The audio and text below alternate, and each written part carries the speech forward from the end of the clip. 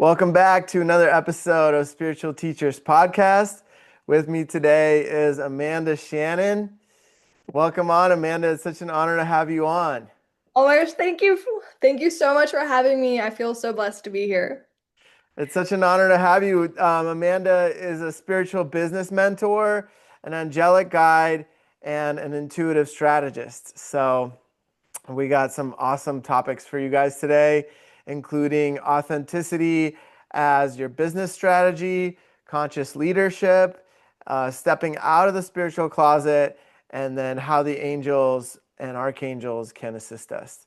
So, traditionally, the way things roll is with this podcast is um, we'd love to hear how your awakening journey started, and then we expand from there. Yeah, awesome.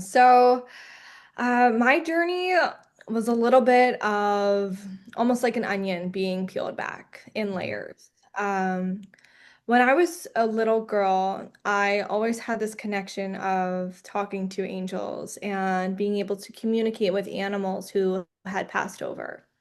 So I grew up on a farm where when horses would pass, I would deliver messages to my aunts and my family members, telling them that the horse was okay Oh, and wow. to be about them.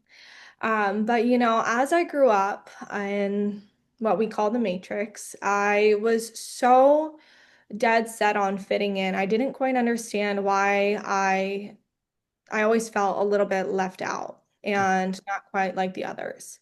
So, with that being said, I really prioritized fitting in instead of standing out. Hmm. And with that being said, I simply tucked away my gifts in my own spiritual closet and saved them for a later date. And I just kind of put them at the wayside, just like we do when we grow out of the innocence and the purity of our inner child. Hmm. And it wasn't until 2021 that I really had my first awakening.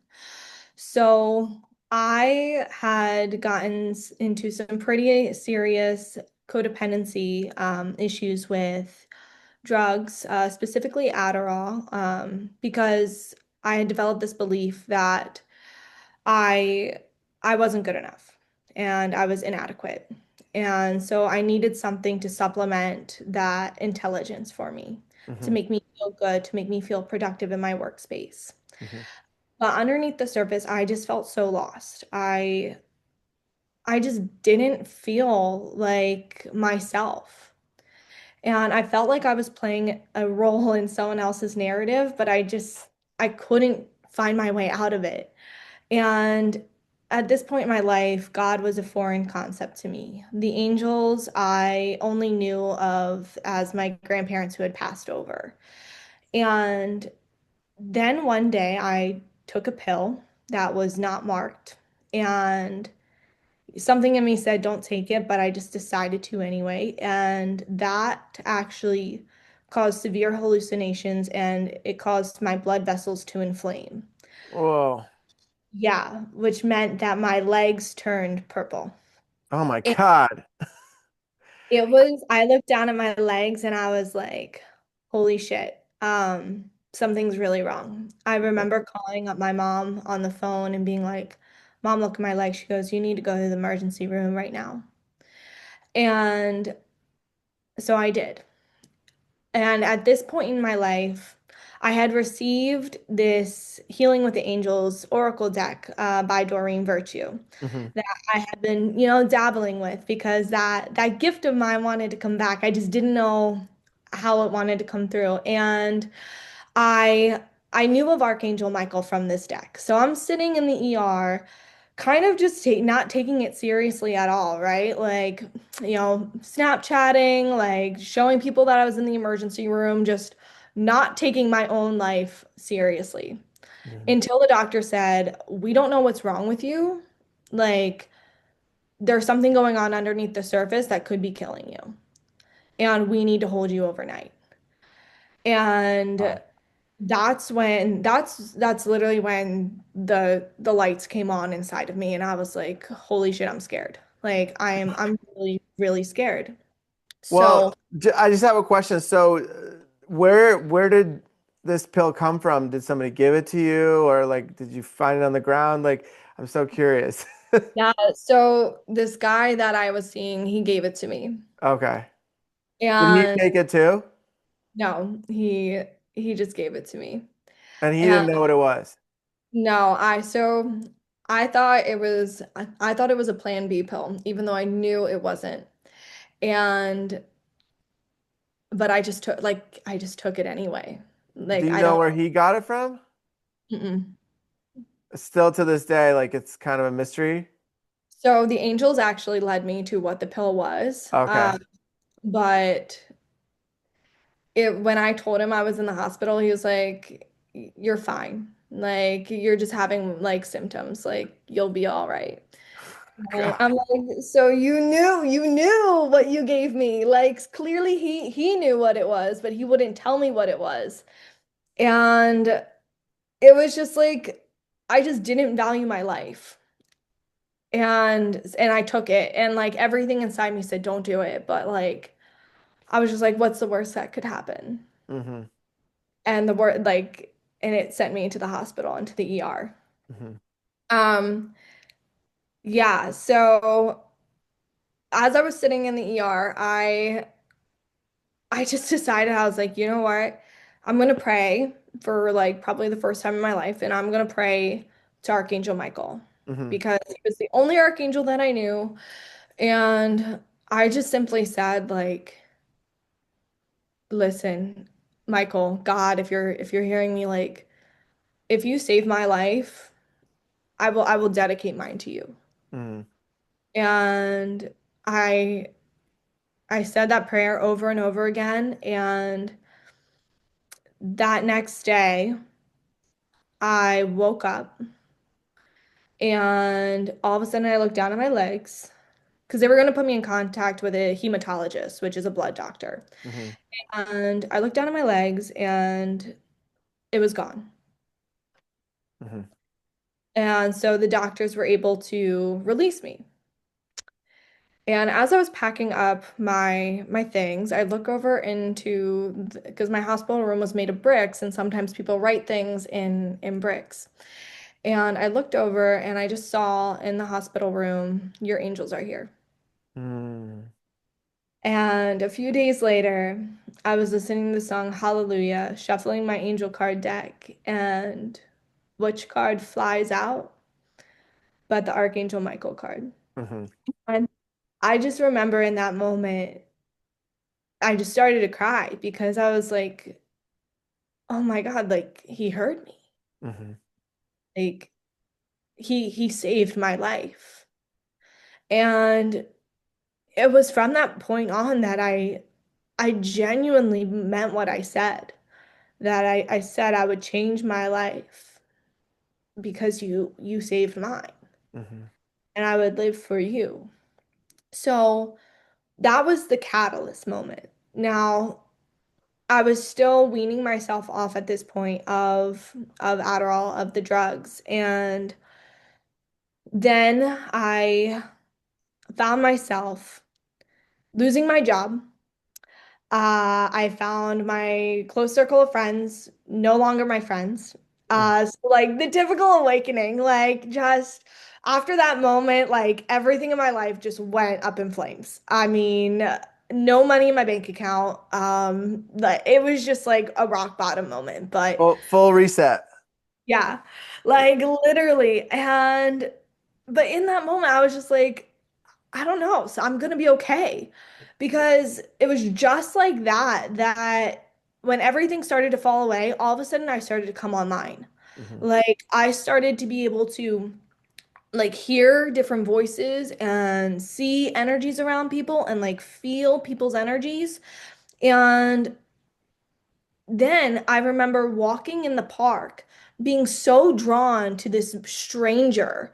And I was like, I need to go over and talk to him. And so I did. And I was like, I have no idea why I'm even walking up to you right now, but I have to introduce myself. And he said to me, he goes, "Hi, my name's Hunter. This morning I prayed to God that if a stranger approached me, I would tell them about the book of Christ." Mm. And I was that stranger. Mm-hmm. And that actually led me back to forming my own personal relationship with Jesus. Mm-hmm. And it led me back to stability and faith. Mm-hmm. So from that moment, I started realizing that I really needed to heal myself. I was living in Tampa at the time, Tampa, Florida, and I moved back home to Pennsylvania. Mm-hmm. And then it was there that I had this dream that led me to search for a sacred oak tree in Ole, Pennsylvania, which was 45 minutes away from me. And I believe that that tree was actually the catalyst to like me healing myself because I wound up at a spiritual center where I started to receive Reiki. So my spiritual journey kind of happened in layers. Like it was the first like you wake up call moment, right? And then it was, hey, I'm here for you. I need you to come back to like to church for a moment to like reconnect with Jesus because you really need to start to forgive yourself. Mm-hmm. I need you to get grounded again in your in your faith in your in source. Mm-hmm. And when I was able to move back home and start to really unpack all the trauma that I've experienced, um, I started to find myself with people who were practicing Reiki, who were into past life regression, like all the stuff that I had been super interested in, but didn't even like know people really did aside from watching tarot videos online. Mm-hmm. It was just that innate curiosity in me that decided to follow that my heart and decided to, really just like get clean energetically, physically, mentally, spiritually, and start to understand who I was at my core. Not who everyone else has programmed and told me I was, but who I believe myself to be. Mm-hmm. And it was from that moment and from all of those moments that I started to invite the angels back into my life. Amazing. That I realized that the angels are actually here to support us and to guide us. They're not only here to protect us, but they're actually more so of representations of our multidimensionality. And they can assist us and support us in every aspect and area of our lives. So it was just in my own journey, my own awakening, that I realized the power and the resources that the angels provide to us here on earth to help us awaken to our divinity and to Mm-hmm. fully step into like our purpose here. So that is just kind of like how everything came to be. And I really realized a need in the business community for, entrepreneurs, for content creators to start to align with their truth, with their authenticity. Um, and and how we can bring the divine into conversations and how we can also work with the angels to reprogram our subconscious because everything that I've done was just a living testament of the healing power of angels. Mm-hmm.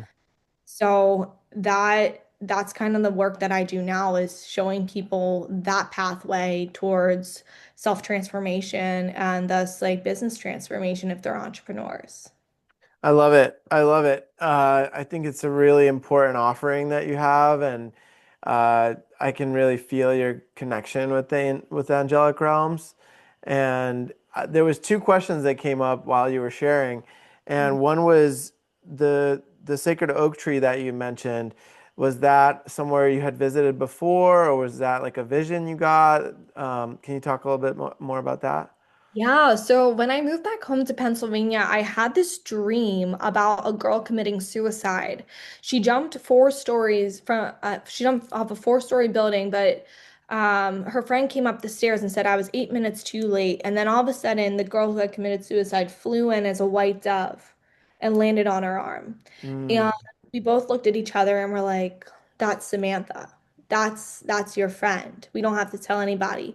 So when I woke up from that dream, I was like, what does this mean? And I swear something came over me because it wasn't even me typing. mm-hmm. It was like the spirit typing through me and I was putting together what like suicide and white doves meant and And all of a sudden, looking at this sacred oak tree on Wikipedia, and I'm like, oh my gosh, that's 45 minutes away from me. And the sacred oak tree is sacred because the chief of the Lenape tribe actually went there to ask the Great Spirit to heal his wife. And he Mm, did.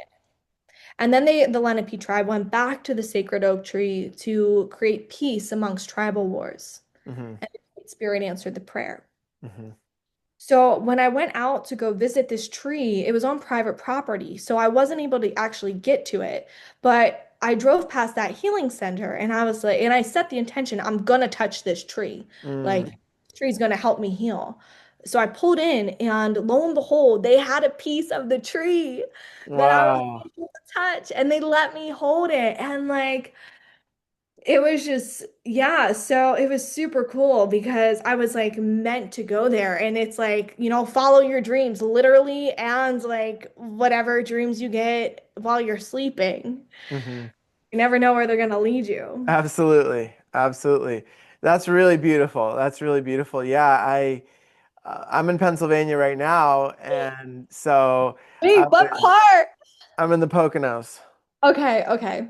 Yeah, so I was like really curious about that because I really like to visit sacred nature sites. So yeah, so the private owners don't let people go see it. They do it twice a year.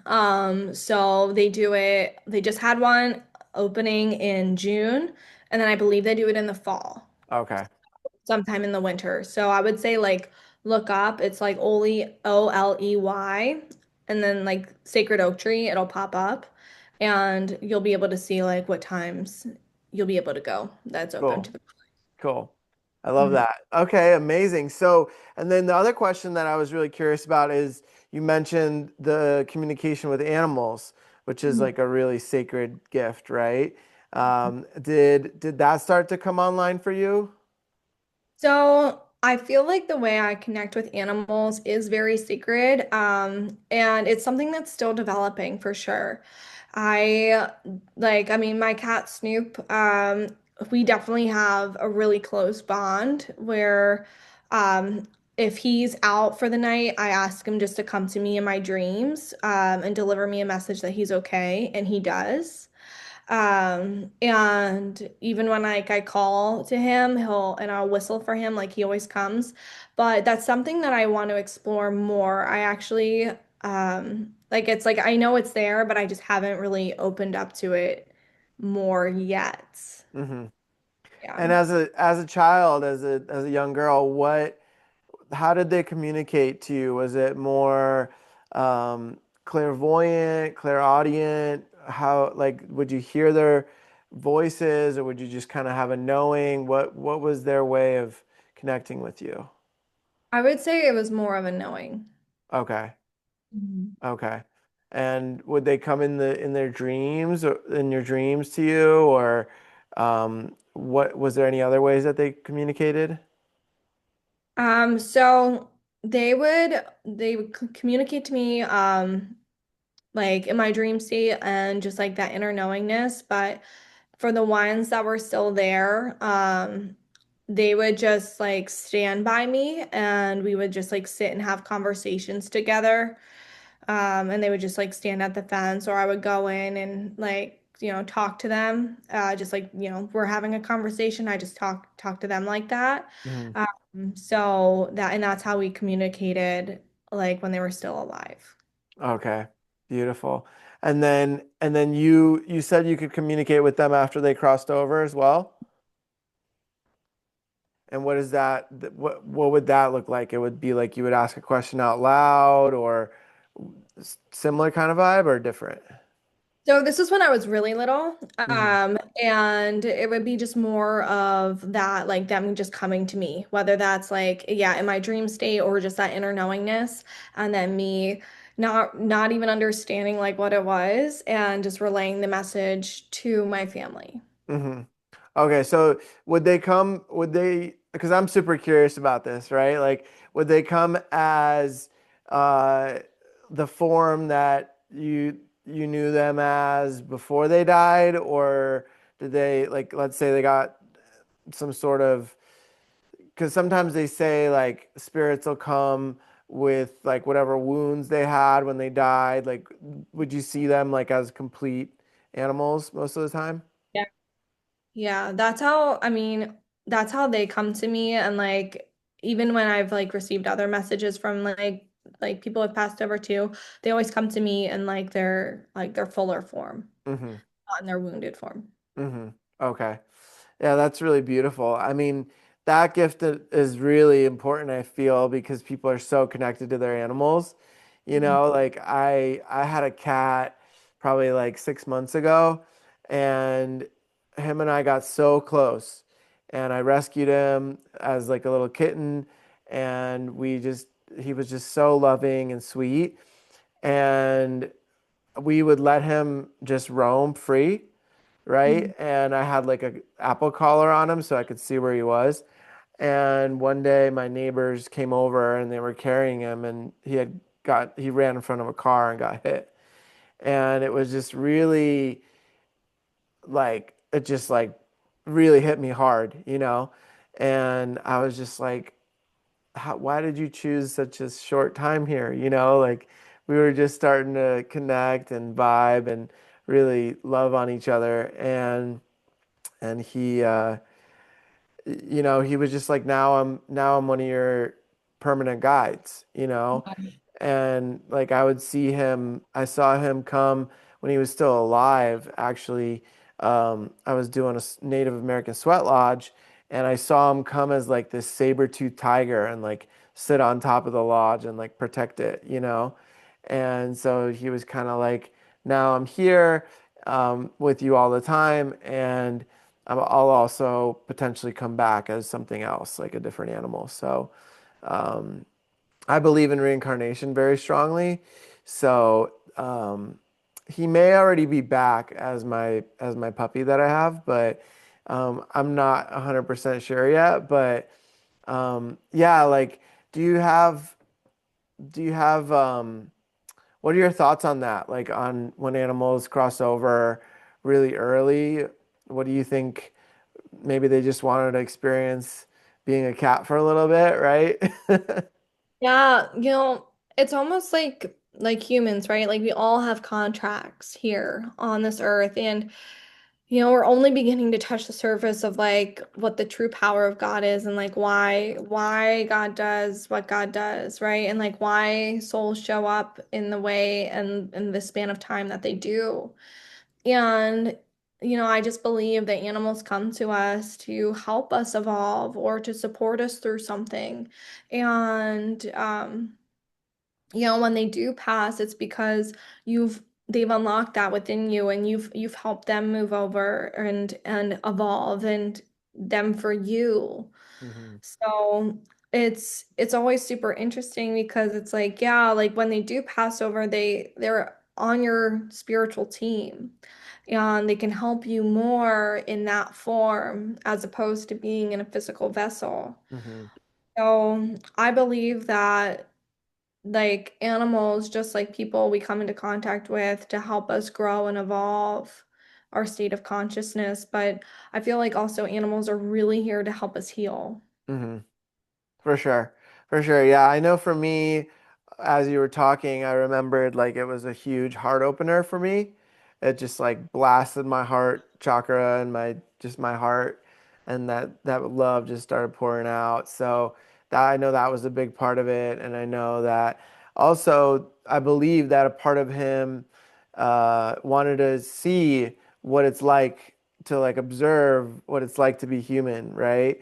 And a lot of times when I think that a lot of times when animals reincarnate as one of our pets, then they're kind of like getting ready to be a human in their next reincarnation sometimes, you know? Mm. Yeah, they're deciding whether they actually want to go full in with it or not. Right, right. Yeah. So For that's me, somebody said that to me and it really resonated with me because yeah. a lot he would always be watching everything that I was doing whenever he was home, and he was just super curious and playful. And so yeah, it's an interesting topic because it's like even though there are past lives and our future selves. I think a part of me believes that it's all happening simultaneously, Yeah. right? Because time doesn't really exist. Mhm. So that's kind of trippy because then, um, yeah, just like it's hard for the mind to grasp those concepts, you know? Right. Yeah. Like, I mean, the best way that I can even like put my head around it is like when you drive past, let's say like you drive past a crystal shop all the time, but it's just not in your awareness. But then something in your awareness shifts and all of a sudden you see it. It's like so it's just like that, right? Like all possible timelines and outcomes are available to us right now, but it all depends on our shift in consciousness if we're able to see it or not. And so it's like, I mean, for like talking about animals and animal communication, like, yeah, I mean, Snoop, my cat, could very well be like a tiger or a lion doing something out in the woods when I don't see him. Like, and, but I mean, we just don't know because it's not in our present awareness. Hmm. So, I mean, but that's the same thing for us too. And that's why I'm just like, okay, well, when you focus on your own consciousness, like, and expanding that, then more timelines become available to you because you're able to see them and see the opportunities presenting itself and jump into that timeline. Like quantum leaping isn't this like huge thing. It's actually just a small shift in awareness that allows you to just jump into a different timeline. Yeah.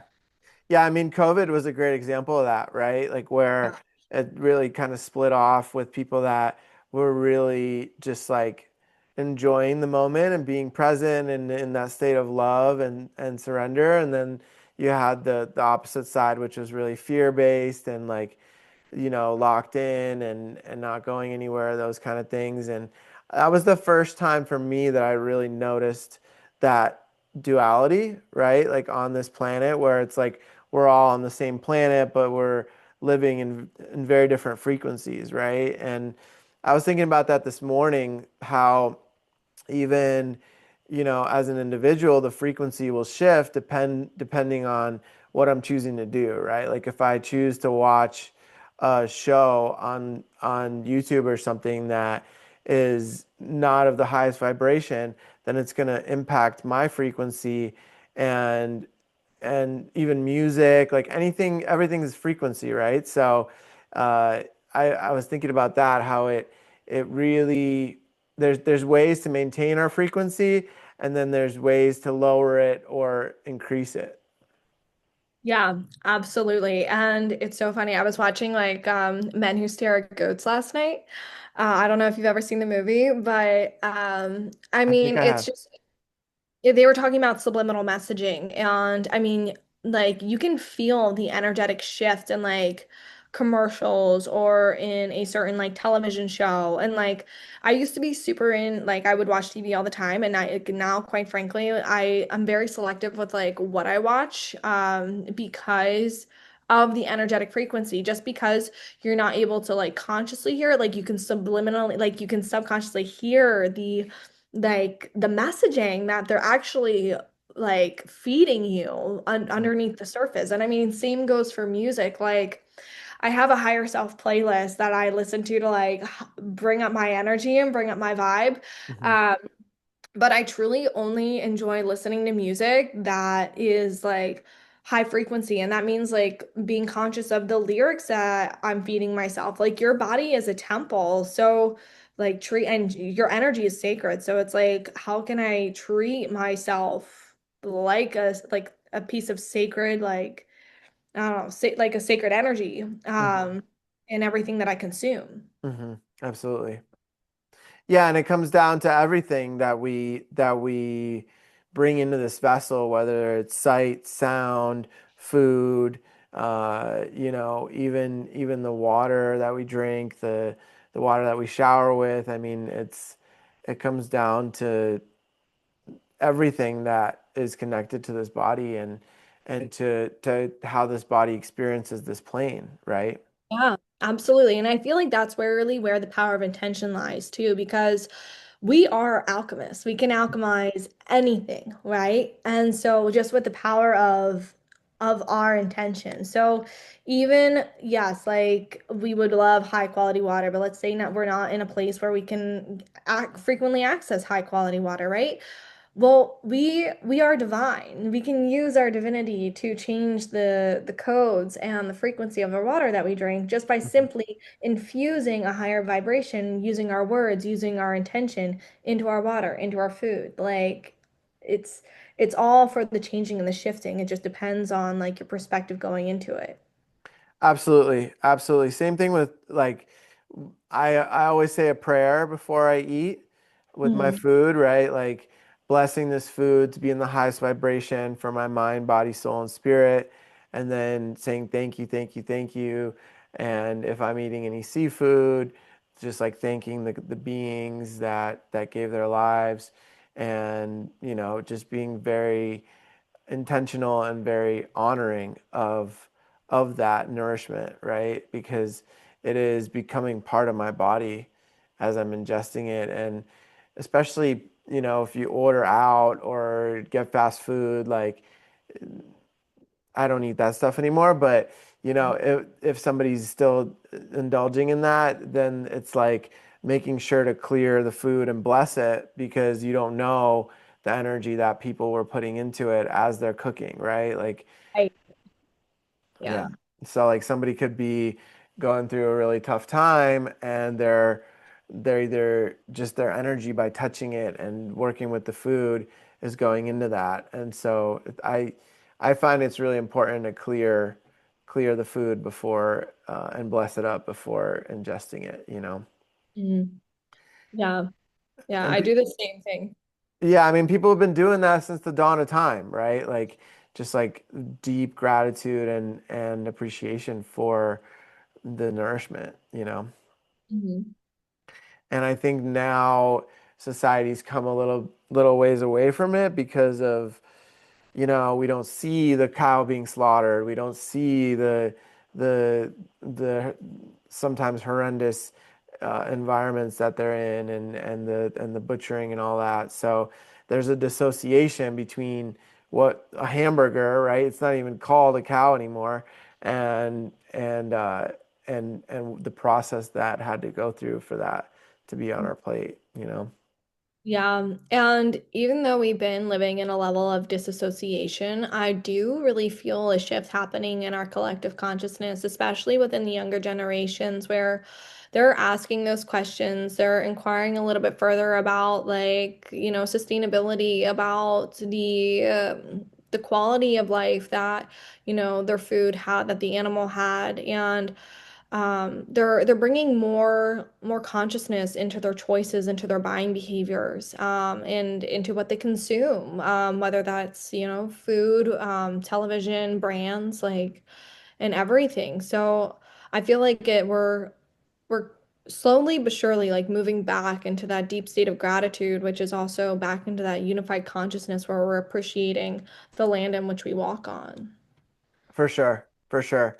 Yeah, it's really cool to watch it happening and like you said earlier, it's like it's the shift internally inside ourselves and then that reflects out into our reality.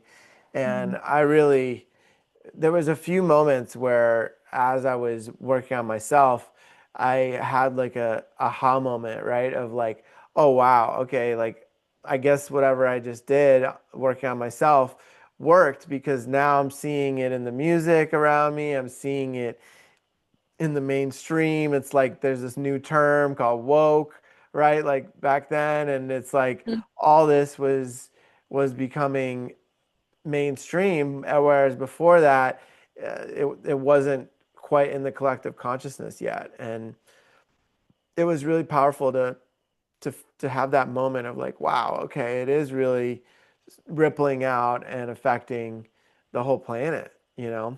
Yeah, yeah, absolutely. And it's wild too because it's like one small shift. You don't really know when it's going to happen, but it's just your choice of being open to receive and being willing to accept that invitation when it does come knocking at your door, to have the opportunity to respond to a situation in a different way.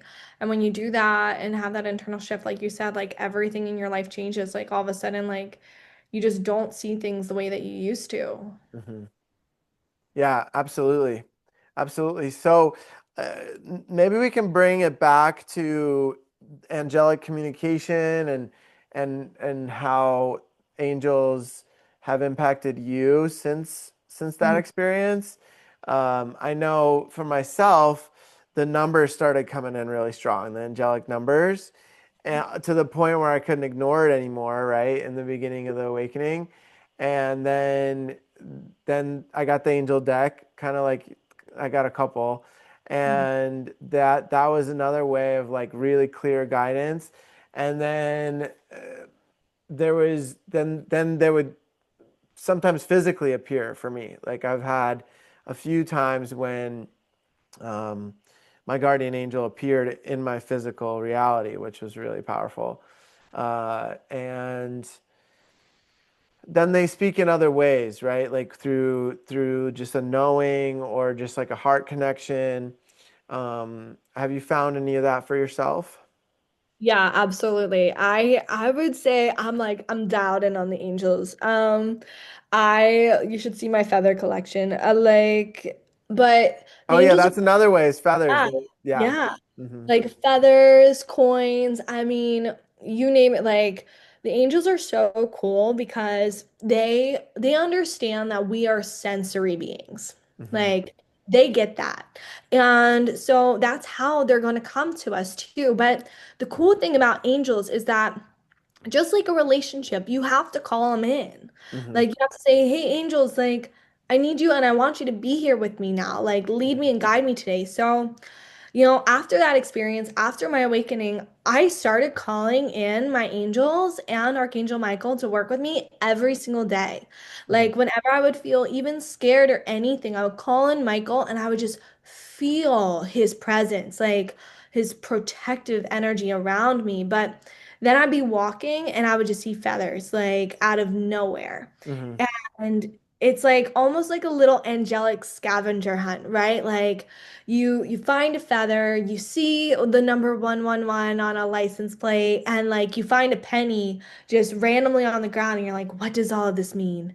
And then I would go and I would just like sit and reflect on like finding the feather, what's the color of the feather? What bird is the feather? And it's like that childlike curiosity that I was finally reconnecting with because she's actually the one that I put in the closet. It wasn't my gifts, it was her. Hmm. And when I started playing with the angels, I allowed her to come back out and she was there to show me like Amanda, like this feather, I don't, oh my gosh, I actually have one right here, that I found the other day. It's so beautiful. Oh, it is amazing. Yeah, it's like white with a little bit of gray on the top. Yeah. And Amazing. like it's so beautiful. So I'm like, okay, so the texture of the feather, like, and I would just sit, I'm like, okay, purity, balance, like what does this represent? And I just feel into it. And then I find that journaling really helps in your connection with the angels because it allows your own authenticity to be expressed. And that's really what they're here to help you pull out of yourself is like who you truly are, not who Mhm. everyone else has told you you were. And so like I started to like really develop my intuitive gifts by just simply playing with them. And I would put together like, the messages that they were trying to tell me through the symbols that they were sending me. Mhm. And another huge way that the angels love to communicate with you, aside from coins, feathers, numbers, and physical, apparitions or earth angels, is through dreams and through like song synchronicities. So, Mhm. Yeah. yeah, like Archangel Gabriel has come to me so many times in my dreams, and a few years ago, she delivered me a message and it said, the presence of gazed eyes is fixed on the unknown. Mm. And I was like, huh. And then she gave me a map, and I didn't realize what that meant. Until later on, because that's another thing too, is like they'll give you breadcrumbs, right? But Mhm. because we're always writing our story, we're always constantly in the unknown. Like, that they're never going to give you the full picture because it's always changing based on your decision in the moment. Right. So what they're doing is they're helping you just anchor back in right now. And in your dream time, you can actually really open up and allow yourself to like completely mentor with the angels because one, your ego is asleep in your dream state, and your ability to receive messages is so much stronger because you're like running in that subconscious. So yeah, when I found that message, I was just like, what does that mean? And I realized that, you know, I'm really here to help people expand what they believe that they can see. Mm. You know, instead of seeing just through the eyes of the external world, why don't we set our eyes on within Hmm. and on the unknown Right. and feel comfortable and safe to explore the unknown Hmm. and do that, you know, fully and unabashedly and just allow themselves to free fall into the wings of the angels as they explore the depths of their higher self. Hmm. Hmm. Yeah, Mhm. I love that. I think what the big movement right now that's happening is people are looking for that authenticity, Yeah. right? Not only inside themselves, but also externally, right? Like people are getting tired of the fake news, the fake relationships, the fake everything, right? And it's like people are really moving towards that realness and towards that true authenticity of like, hey, I actually want to feel you, right? Like I want to feel your heart. I want to feel your emotions. I want to see that you actually like, I want to feel your heart, right? Like I want to feel that you're human and you're not just like this robotic kind of like emotionless being, right? And I'm finding that more and more in the mainstream, right? Like, which is really cool to see more and more of these um, more aware shows and movies and documentaries where it's like all the truth is coming up, and it's also there's like this shift happening of authenticity and truth where everything is coming to the surface to be looked at, processed, healed, and also um, uh, what's the word that I'm looking for? Um, like the good parts to be, um, gosh, um, celebrated. Celebrated, that's the word. Mhm. Yeah, like celebrating the journey, right? And celebrating and enjoying the journey versus the destination and celebrating every day of like, I'm alive, I'm here, like, wherever you are and wherever spirit wants you to be, it's like, I'm making the best out of this experience today.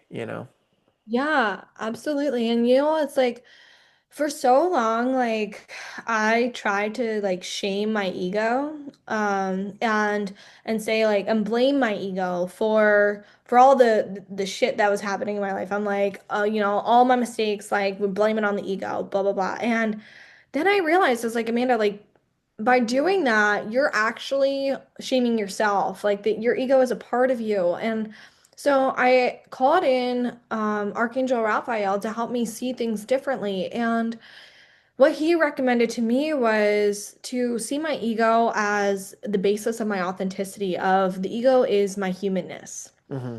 And when I accept my ego as a piece of who I am, then I'm whole. And I'm no longer running from anything. I'm no longer shaming anything. And it's it's true authenticity that, you know, we are divine, but we are human at the same time. Hmm. And, you know, it's just like Jesus, like fully man, but fully divine. And it's bringing that forward, just saying like, hey, like, I'm here to support you and you're not here to be perfect. We're here to be authentic with each other. Hmm. And in doing so, I was able to fully see myself. And I feel like that is what this world is craving right now, is to be seen. And what you're saying is like, as these truths come up, yes, it's triggering. Yes, like it's traumatic because we as a collective need to look at all of the skeletons in our closet, all of the inner children and everything that we have locked away. And it's like, how can we support one another as we go through this collective shift? And it's like by showing up and standing firm in our truth in our heart and saying, you are seen, you are safe, and you are heard. And I'm here as, a guide for you to show you that it's okay to make mistakes. It's okay to fall back asleep. Like into into the programming, but you always have a way out. And like, I'm here to show you that you don't have to beat yourself up when this does happen, because it's natural, but there's always a way to move through it with grace and ease. Yeah, yeah, for sure. And what I would add on top of that is like alchemizing the shame, which is actually the lowest frequency that you can hold, below fear. It's the absolute lowest frequency is shame. And on the scale, right, on the chart, and at the top is like unconditional love and enlightenment. And so, from that, instead of that shame going into that space, I've alchemized it to find curiosity, right? Like, how can I, with curiosity, look at this situation that's causing this intense trigger in me, right? Like, how can I just not judge it, not judge where it's coming from or how long I've been playing out this program, right? But just be like, okay, um, all right, let's get curious about it. When did this happen? How did this unfold? Like, what can we do to shift this in a different direction, And I think the biggest part of it that a lot of people don't realize is that the awareness of the program and the trigger and those kind of things, like the deep awareness of it, is already like 90% of it. Mhm. Releasing it and removing it is the easy part. It's just becoming like it's like a dark room, right? And then you don't see it, but then when you turn the flashlight on, oh, okay, now I see that. And then once you see it, you can take it out of the room.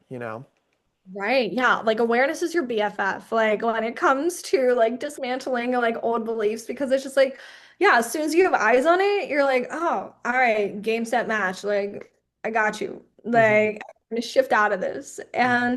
And it's just, but it's also that devotion too. It's like that devotion to yourself, your higher self, to say, I'm gonna consciously choose to bring my awareness there and to continue to shift out of it until it's no longer my primary response. For sure. For sure. Yeah, absolutely. So I'm really curious, how are you merging your offerings um, with coaching and with different businesses and things like that with the angelic realms? Mhm. So I received a message a while ago, where the angels came to me and they said, through the angels, you will attain your higher self. And Mm, I was like, oh, that's cool. Like, what does that, like, how do I do that? Like, what does that mean?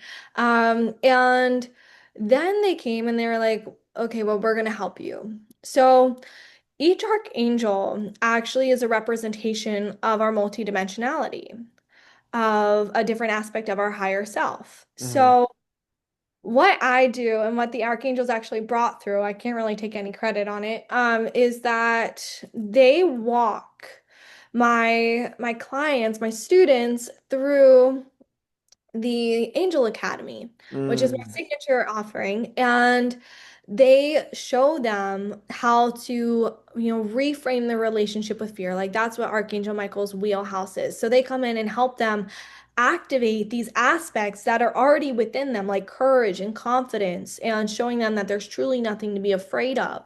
Raphael teaches them about the sacred petals of their heart and how to truly heal what Michael has brought up to the surface and reclaim the purity and the curiosity of your inner child. hmm. Gabriel, her wheelhouse is communication. So, like, When the student gets to Gabriel's section, it's like all in on intuitive communication, clearing up your channel, why you repressed your voice, Mhm. and how you can express that out into the world. And with Uriel, he's all about the light of God, showing you that no matter where you are, you always have light within you, and how to walk as an embodied leader.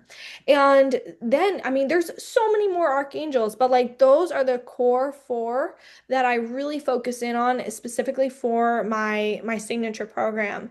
But then it's like, okay, well, as we evolve, how can the angels continue to support us? Like, so we bring the angels and divinity into the business sector because there is no separation. Just like there is no separation between human and self, like there is no separation between divinity and business. Mhm. So the angels are here to help break the mold and to release our attachments to these old ideologies regarding business and help bring a new paradigm into our conscious awareness of what it means to be an entrepreneur in this modern day and how we can actually lead from our divinity because that is what I truly believe the missing link between like next evolutionary like success and like where we are right now. Mhm.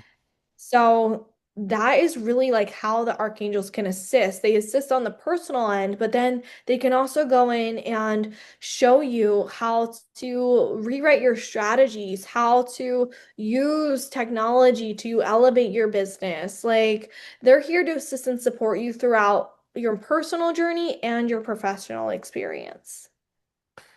Yeah, I love that. I love that because I think that piece you mentioned about divinity being not being separate from business is really important because I've noticed in that world there's like it's kind of like the less emotions you have, the less you feel, the better you do almost, right? Like it's like let's not think about the repercussions of what we're doing and just do it and make profit and then the next generations can deal with it, and Right. it's like that's so out of touch with the earth, with our true selves. And as people become more and more in tune with themselves and more authentic, more connected to their heart, more connected to the planet, it's like those old ways just can't exist anymore No. in the new world, right? Like it's like we can't even it's almost it's unfathomable, right? Unfathomable. I'm I'm Yeah, having a yeah. hard time pronouncing that word. That's the word. Unfathomable. I don't know why. Yeah. Yeah. Yeah, but I mean, it really is because it's like I used to work in corporate, like, and as I was mentioning to you before we hopped on, and I like swear I was like, I'm not going back. Like, I'm done with this. I'm in my safe little Sedona bubble when I live there, in my like little healing sanctuary. And then God and the angels were just like, but you do though. You need to go back, Hmm. like, because you're here to break the mold and. I don't know why. I just thought of like the story of Moses. Coming he left Egypt and found himself, and then God was like, "You need to go back." And I always relate to like his courage that he had, Hmm. and going back and standing in his authenticity. Letting the voice of God speak through him to the Pharaoh, and it was just like. Now we need courageous, conscious leaders to go back into the business world, into corporate America, and just say, there's another way though. Like I know that you're craving to be seen. I know that you're burnt out emotionally and creatively. Hmm. And we don't have to push more. We don't have to push anymore. You Hmm. don't have to hustle anymore. Like, let's sell with soul.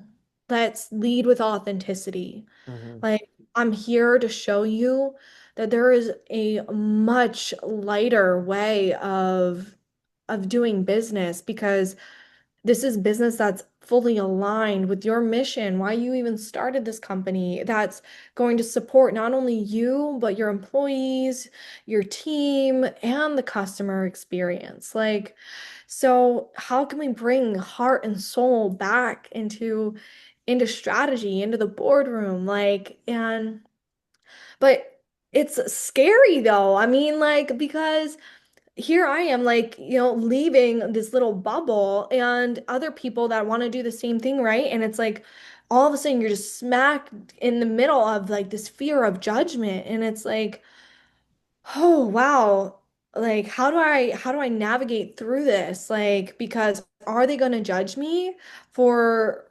bringing the angels into conversation like as a business strategy? And it's like, but I'm here to do that. I'm here, like, we're here to break molds. We're here to be innovative and different and to show people it's okay to lead with intuition. It's Mhm. okay to lead with divinity. Like, watch and like just watch as the wonders of God, of Source, work through us to bring your business to the next level where it's actually what meant to go, not what the ego created it to be.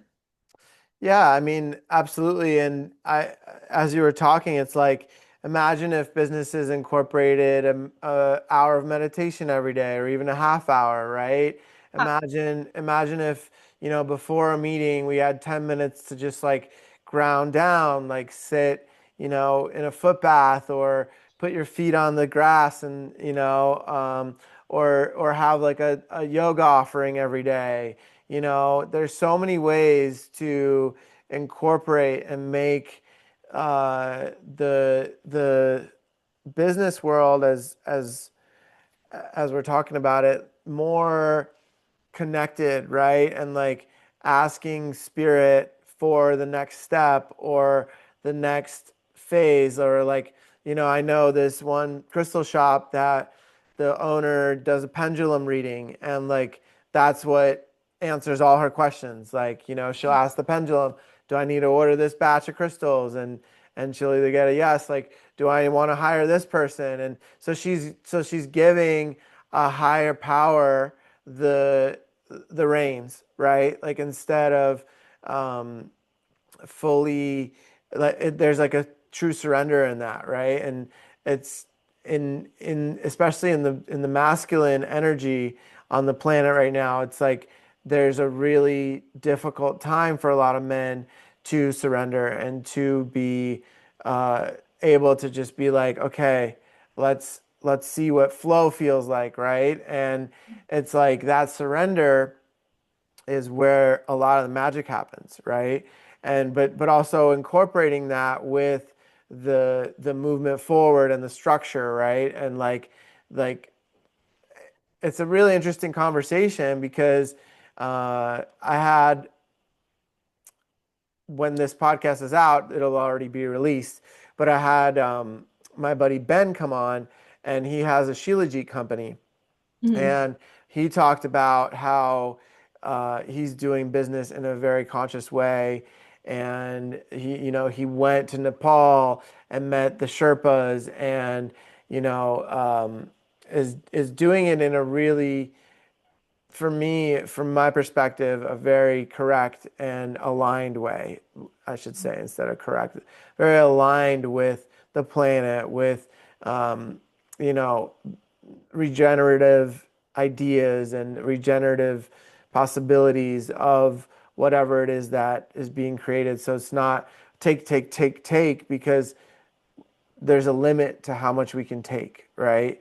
And it may not show in our generation, but in the next generation or the one after, it's like that doesn't exist anymore for them.